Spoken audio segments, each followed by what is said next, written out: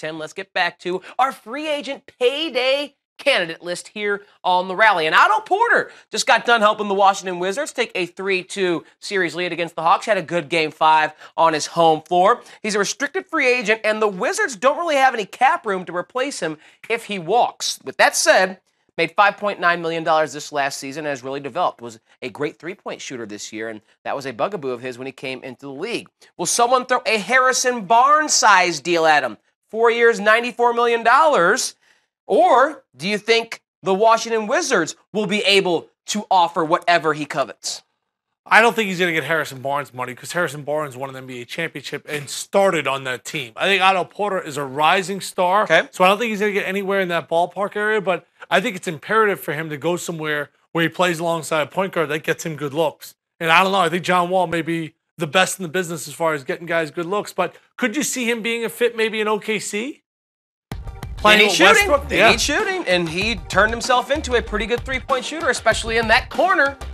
Guards, long, obviously getting better and better, young as heck, 23 years old. So I don't think he's going to command the market that Harrison Barnes does, but I think he can certainly help a team. All right, what do you see then as his ceiling, regardless of the money that he gets? If he goes to the ideal spot and maximizes that potential, is this guy 18-point per game score, a 20-point per game score? I have a hard time seeing that. Okay. Just like Harrison Barnes, when he goes to Dallas, right? They let him sniff the playoffs, and he struggles as being that go-to guy. I think that's where he may hover at as far as his best years, maybe 15 points a game.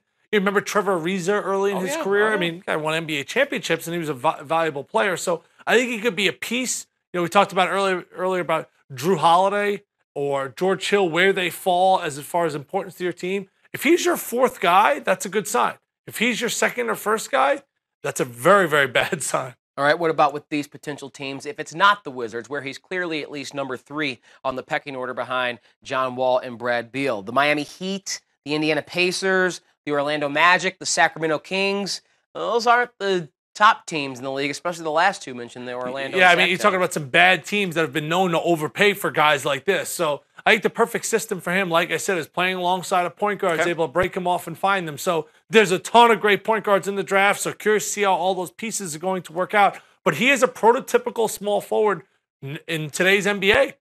Defends, 6'8", 6'9", long, can shoot the three extremely well. Definitely is reaching the apex of his career, but I'm not sure he can get much better than those stats right there.